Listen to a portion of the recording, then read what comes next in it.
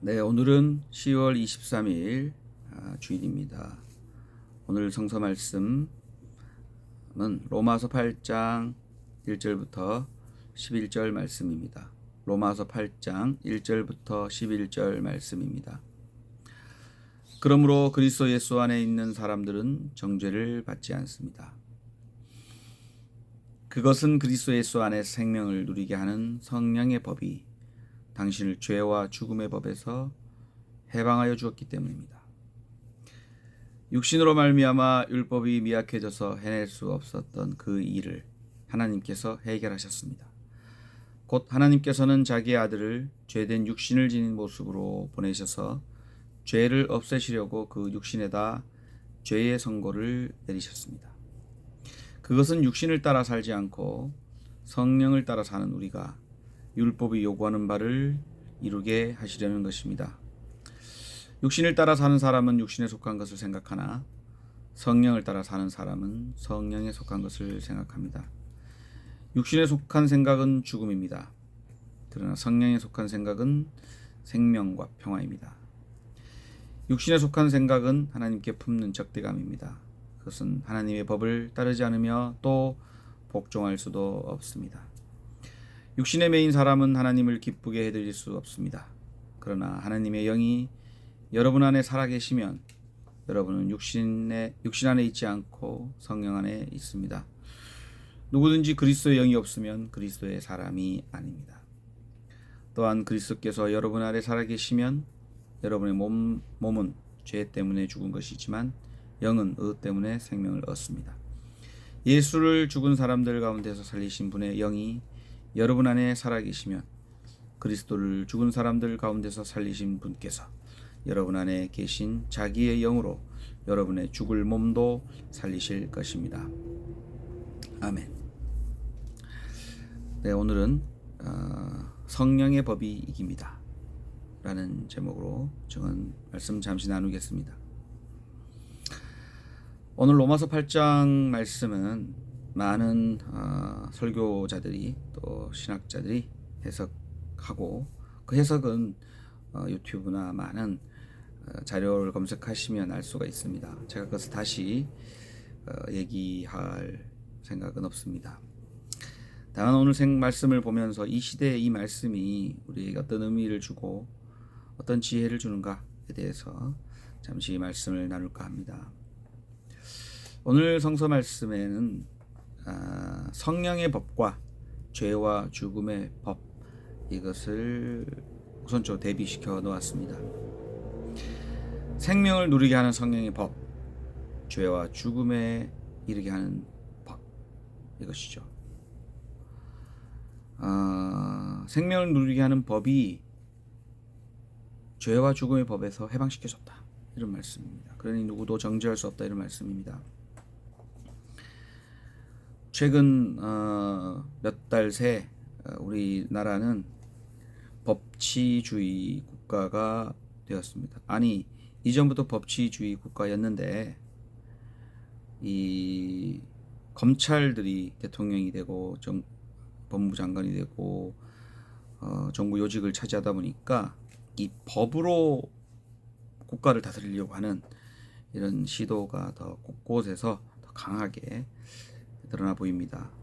그런데 문제는 이 법이라는 것이 과연 공정한가라는 것이죠. 최근 행태를 보면 자기들과 친하거나 자기 식구이면은 법 적용을 안 합니다. 대신에 자신의 정적이거나 또 가난한 사람이거나 노동자거나 이러면 법은 엄정합니다. 이것은 곧 이 법이 사람을 살리는 데 사용되는 것이 아니라 사람을 올가매고 죄를 묻고 그리고 사망의 죽음에 이르게 하는 데 사용된다는 것입니다. 그런 의미에서 가히 죄와 죽음의 법이 지배하는 세상이라 할 수 있겠습니다. 그런데 성령의 법이 이렇게 죄와 죽음의 법에 있는 우리를 해방시켜 준다는 것입니다. 그럼 성령의 법은 무엇인가? 성령의 법은 죽이는 것이 아니라 살리는 법입니다. 파멸시키는 것이 아니라 회복시키는 것이고, 죄를 묻고 따지는 것이 아니라 엄정하게 죄를 따지지만 그 죄를 공정하게 따져서 모두를 살리려고 하는 그런 법이 성령의 법이 아닌가, 이런 생각을 하게 됩니다. 안타깝게도 우리는 지금 마치 거짓이 진실을 이기려고 하는 시대에 살아가고 있고, 우리의 진실, 사랑과 평화, 정의는 침몰하고 있는 것 같은 시대에 살아가고 있습니다. 하지만 성령의 법이 반드시 이길 것이라고 저는 믿습니다. 여러분도 그러실 거라고 생각하고요. 두 번째는 육신에 속한 생각과 성령에 속한 생각, 이렇게 나눕니다. 앞에 부분과 비슷하지만 육신에 속한 생각은 죽음이고 성령에 속한 생각은 생명과 평화다, 이렇게 이해하고 있습니다. 육신에 속한 생각이 뭘까, 이런 생각합니다. 육신에 속한 생각, 육신의 쾌락, 안락, 만족, 그래서 널브러져 퍼져 있는 거지요. 그걸 얘기하는 거 아닐까 생각합니다. 죽음에 이르게 한다는 것이죠.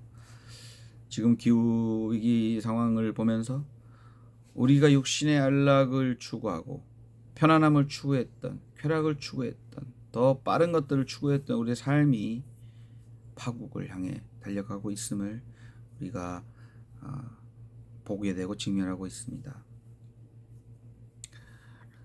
참 안타깝죠. 뿐만 아니라 우리는 자기중심적입니다.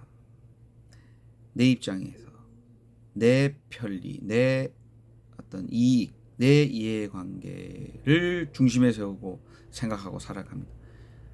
각자가 그렇게 하니까 경쟁하고 싸우고 다투고, 그렇게 만나는 공동체가 마치 지옥 같은 상황들도 연출되게 됩니다. 그렇다면 저는 성령에 속한 생각은 뭘까, 이런 생각을 하게 됩니다. 육신에 속한 생각은 지금 눈에 보이는 이익, 내 손에 잡히는 만족, 이익, 그런 물질적인 이익, 이런 것에 관한 것이라면은 성령에 속한 생각, 이게 생명과 평화라고 되어 있지만 그것은 지금은 보이지 않습니다. 평화라고 하는 것, 지금 반평화 세력이 국가를 지배하고 있기 때문에 평화를 위해 노력했던 많은 수고와 땀방울, 눈에 보이지 않는 노력들을 다 일거에 수사 선상에 올려놓고 다루지 않습니까? 긴, 먼, 그러나 우리가 궁극적으로 가야 할 본질적인 가치, 추구해야 할 가치들 아닙니까? 저는 눈에 보이지 않는, 하지만 우리가 도달해야 될 것들을, 우리가 사모해야 될 것들을 사모하는 그런 것이 바로 성령에 속한 생각이라고 믿습니다. 육신에 속한 생각은 그래서 적대감을 가집니다. 하나님께도 적대감을 가집니다.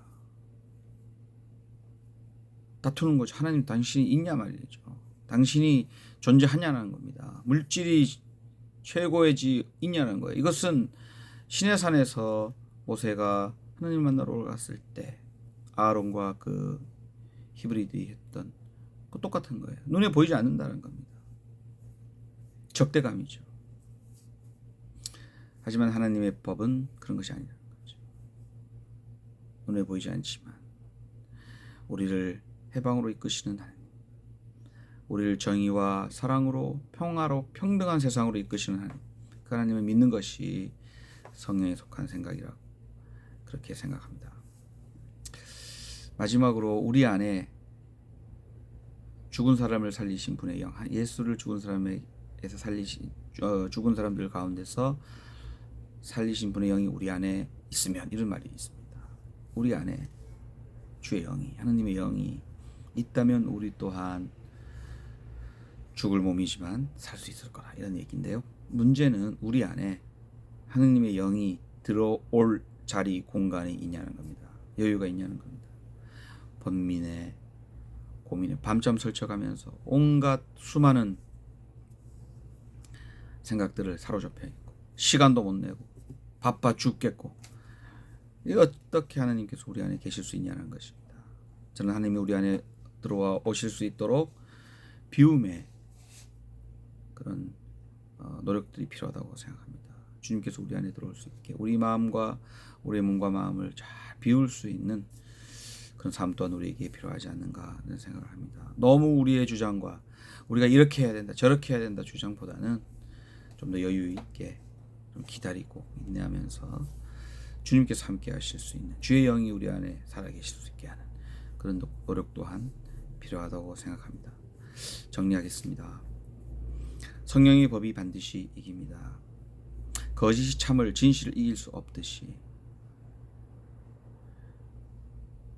그리고 죄와 죽음이 생명 살림을 이길 수 없듯이 겨울을 지나면 또 봄이 오고 봄이 오면 꽃이 피고 싹들이 자라나듯이 하나님의 나라는 진리는 성령의 법은 성령에 속한 생각은 이렇게 우리를 살리는 가운데 있습니다. 우리가 그 일에 동참할 수 있기를 바라고 또 그 일을 동참하기 전에 우리 안에 하나님의 영이 성령이 계실 수 있는 우리의 비움 그런 것들 할 수 있는 저 여러분 될 수 있기를 간절히 빕니다. 감사합니다.